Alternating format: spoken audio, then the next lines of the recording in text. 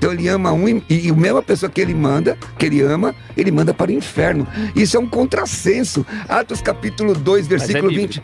Mas então vamos andar. Deixa eu só para eu entender. Então eu quero desafiar, irmão, com todo o respeito e amor que lhe tenho, apresentar os textos que são bíblicos. Eu quero analisar um por um. Tá. E apresentar os textos. Como que eu vou saber se eu sou eleito? Como que eu tenho essa convicção que eu sou eleito? Boa pergunta. Bem-vindo ao canal Cortes do Evangelho. Aqui você fica atualizado sobre tudo envolvendo o mundo cristão. Antes do vídeo começar, partilhe o vídeo com mais pessoas, se inscreva no canal e mora o vídeo. Legal. Porque isso que o pastor falou aqui é uma verdade incontestável e a maioria das pessoas não falam. Ainda o mais simples dos irmãos, ele tem pressupostos, inclusive da cultura, inclusive da sua própria criação, inclusive da influência, por exemplo, no caso do Brasil. Vamos fazer um debate aqui sobre a influência religiosa no Brasil. Vamos fazer um debate. O pastor fez uma colocação aqui, citando o pai da sociologia, né? Que é o Auguste Comte. Aliás, o pessoal do Brasil que chama Augusto Comte é Comte, viu, pessoal? O nome do camarada. E aí você observa que tudo influencia, as pessoas não se dão conta. Não se dão conta, por exemplo, quantas práticas romanas tem em nossas igrejas ainda? Vamos fazer um debate sobre isso? Olha, seria muito bom. Deixa eu voltar com o Du para ouvir o Eu vou continuar. Vou voltar um pouco pro tema do debate. Si, que é sobre a salvação. Então, assim, eu acredito que nós não podemos... não é que nós não podemos, né? Vou dizer com as minhas lentes arminianas, assembleianas, que nós aprendemos que sim, a salvação pode se perder a salvação. A salvação se pode perder a salvação. E também não acredito na graça irresistível. Até porque se a graça fosse irresistível, esse texto de Hebreus 6:4 tinha que dar um jeito de tirar ele fora. Né? Como o texto também de Hebreus se hoje ouvides a voz do Espírito, não endureçais o vosso coração. Então, eu tenho como não querer ser salvo. Há a possibilidade de não querer ser salvo. Mas a graça, como foi dito aqui, é oferecida. Então, se a graça é oferecida, ela não é oferecida para alguns. É oferecida para todos. Agora, entre a graça ser oferecida e eu me arrepender, há um outro caminho. Agora, pensemos, e se todo mundo se arrependesse? Todo mundo seria salvo? Se arrependesse e cresce no Evangelho, seriam salvos. Então, Então, eu não consigo acreditar nesses favoritos de Deus para ser salvo. Né? Deus, esse povo aqui eu salvo, não, isso aqui eu já coloquei aqui para condenar. Porque se for assim, a condenação dos não eleitos decorre de uma escolha divina. Então Deus não amou a todos, como foi dito aqui pelo pastor Cruvinel, João 3,16, Deus amou o mundo de tal maneira que deu o seu Filho unigênito para que alguns, quase todos, dependendo de quem, se crerem, dependendo. Não vou nem polemizar para perguntar que mundo é esse, né? Não, mas a pergunta é, o que eu faço então, pastor, de Romanos 9,15? Terei misericórdia de quem me aprover ter misericórdia. Porque é um texto usado... E o 19, que eu selecionei aqui. Mas aí eu já vou me explicando, você deixa? Não, mas peraí, Cruvinel, na sua fala, senão você domina, você é terrível. Vai lá, Du. Vai lá, Du. Então, vocês me convidaram, poxa. Então, assim, não é, o texto João 3,16 não é assim, que Deus amou muito, a maneira que deu seu Filho unigênito a alguns, a quase todos. Não.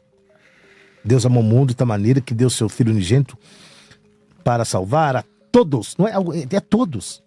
E foi dito aqui também em Atos, e todos que invocarem o nome do Senhor será salvo. Mas essa palavra todos aí, Du, não tem que ser entendida à luz do texto para saber se todos aí, ele está se referindo... Não é todos que crerem. Não é uma... E eu, quando for levantado, todos atrairei a mim. Então, mas todos foram atraídos? Porque então, mas assim, é por isso que eu tá, tô todos foram questionando. atraídos, Porque todos Atos tiveram. também Mas vai se todos é dizer... de salvação, Não, porque mesmo. Atos também vai dizer que Paulo é acusado de ter infestado todo mundo com essa sua doutrina. E nós sabemos que todo mundo ali é um mundo uma hipérbole. conhecido da época. Então é por isso que eu tô perguntando, é só para vocês esclarecerem o texto, tá bom? Eu vou voltar com o Vitor Couto e já com o Cruvinel. Ele não respondeu. Ele faz a pergunta. Não, por favor, pastor Não, passa pra Eduardo, ele. o Não, Cadu. pode passar pra O ele. Du- Então, o Du- Pode responder, pastor. Vai lá. Vai lá, Du. Todos, esse todos, é todos literal. Não é todos, não, todos. Então, todos quanto, acho que é João, né?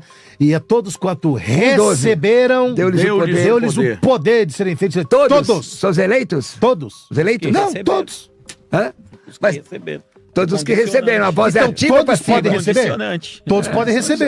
Mas Aí, um você tá do meu condicionante. lado, aí, Augusto. Então, mas Você a tá do meu lado, aí, ó. Então, mas a pergunta agora, o condicionante é um condicionante Ele de concordou? que os que ouvirem se arrependeram ou é um condicionante porque eles não tinham condições de se arrepender porque não foi dado a eles o dom, segundo o Vitor, do arrependimento? Vai lá, Vitor. Bom, quando eu comecei a estudar a palavra do Senhor, eu aprendi algo muito importante que eu sigo para a vida. Quando eu vou fazer a leitura da Bíblia, eu não posso colocar os meus pressupostos dela, apesar de ser muito difícil isso. E com todo respeito, o pastor Carlos falou assim, alguma coisa assim, eu não consigo crer, alguma coisa do tipo. Com todo respeito, pastor, quando a gente vê a Bíblia, tem coisa que eu não creio, que não é... Não, deixa eu reformular. Quando eu leio a Bíblia, tem coisa que eu não entendo. Tem coisa que a minha mente não dá conta. Só que eu creio porque a palavra de Deus diz. Vou dar um exemplo, a Trindade. Eu não consigo absorver o conceito de Trindade plenamente. Só que uma frase de Agostinho muito interessante, que vai nos dizer... Me ajuda aí, né, Carlos? Tente entender a salvação, Só se for o bispo, tente já tem. entender a Trindade e ficarás louco. Negue-as e perderá a salvação. Então tem coisa que eu não entendo. Existem coisas que fogem do nosso escopo, que a gente não consegue dar conta. Só que se a Bíblia diz, eu me submeto ao que ela diz. Então, por exemplo, o senhor falou da vontade, né? Vontade irresistível. Essa é uma discussão. Graça irresistível. A gente tem dois textos muito importantes, que é o de Atos 7, onde vai dizer, vós sempre resisti ao Espírito Santo. E a gente tem Romanos 9, 19, que diz, quem tem resistido à sua vontade, ou quem pode resistir à vontade do Senhor? Como é que eu concilio essas duas coisas? Tem um livro que eu quero indicar aos irmãos, do John Piper, muito interessante. Deus deseja que todos sejam salvos? E a leitura desse livro eu acho que é bem interessante, que a resposta é um sim e um não ao mesmo tempo. A gente pode perguntar, por exemplo, Deus queria que Jesus fosse crucificado? Sim e não. Sim, porque Atos 4, 27 diz que Deus orquestrou tudo para que isso acontecesse, para que a palavra de Deus se cumprisse. Mas, por outro lado, ele não queria no sentido de que não gostaria de ver o seu filho sofrendo. Então, esses aparentes paradoxos, a nossa mente não dá conta. Só que eu, enquanto um servo, enquanto filho, eu não nego o que o texto diz e absorvo apenas uma verdade. Porque eu acho que esse me parece ser o problema de muitos. Absorve apenas uma parte. Eu não estou negando o texto, né? Não, Só para deixar claro aqui. Não estou dizendo que o senhor está negando. O que eu estou falando é o seguinte, é a gente tentar olhar o texto a partir de ambos os lados. Então, a vontade de Deus pode ser resistida? Sim e não. Quando eu digo sim, é porque Deus se permite ser resistido em alguns momentos, como em Atos 7, 24, mas em outros momentos ele simplesmente determina e acabou. E aí, quem vai dizer a Deus o que ele pode ou não fazer? Paulo nos ensina em Romanos 9. Quem és tu, homem, para dizer, Deus, por que faz assim ou acolá? A gente tem aquela discussão, Deus endurece o coração de Faraó. Aí tem gente dizendo, não, porque na verdade foi Faraó que endureceu o seu coração. Verdade, Faraó endureceu o coração porque Deus endureceu antecipadamente. O verbo, a palavra lá no hebraico, está na questão ativa. Deus causou, causa ativa. Deus causou um endurecimento em Faraó. Então, Deus é soberano e eu não consigo dar conta de tudo isso, mas eu aceito porque a palavra dele diz. Então, resumindo, quando Deus quer conduzir ao arrependimento, independentemente do homem, ele assim o faz, porque ele é soberano. Olha, deixa eu... do homem? Não, independente da vontade prévia humana, porque a vontade prévia humana é uma vontade morta e caída. Só para não ficar isso. Assim, a palavra... O que ele faz? Ele simplesmente conduz aquele homem ao arrependimento. Ou seja, a graça é tão sublime que aquele homem não consegue resistir aquela graça que o torna ao Ó, arrependimento. aliás, deixa eu mandar um abraço pro pessoal que tá na internet aqui, nos assistindo. Tem gente que tá dizendo que me segue há 10 anos aqui. Nem tinha, Boa, nem tinha Instagram. É, sempre tinha há 10 Instagram, anos nada. atrás. Ó, pessoal, seguinte, vamos lá. Primeiro, Cruz Deus de é Mel soberano.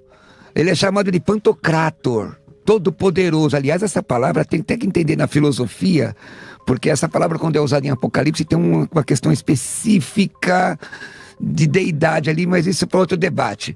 Agora, observa, todo-poderoso, se ele quiser salvar alguém, sem respeitar o arbítrio da pessoa, eu não posso negar que ele pode fazer. Porém, Paulo disse, eu coloquei limite a mim e a Apolo para não ir além daquilo que está escrito. Então ele propõe a potencialidade. O próprio Deus propôs isso. Qual é o caso do livre-arbítrio? Deus depende do livre-arbítrio do homem? Deus. Porém, ele deu esse arbítrio. Se quiserem, fazemos um debate aqui, o livre-arbítrio existe ou não existe. Agora, observe. Quando nós usamos o texto, por exemplo, de Romanos capítulo 9, não é? Você sabe que eu já defendi na televisão que Judas foi predestinado uma época. Eu fiz essa defesa. Mudou de opinião? Opa! Como eu vou repetir, humildade e caldo de galinha não faz mal pra ninguém. Foi a época que eu flertei com o calvinismo, inclusive flertei fortemente com o calvinismo, não é? E arrumei um problema lá pro irmão que estava debatendo comigo lá. Agora, Romanos 9 não está falando de salvação soteriológico, não é soteriologia.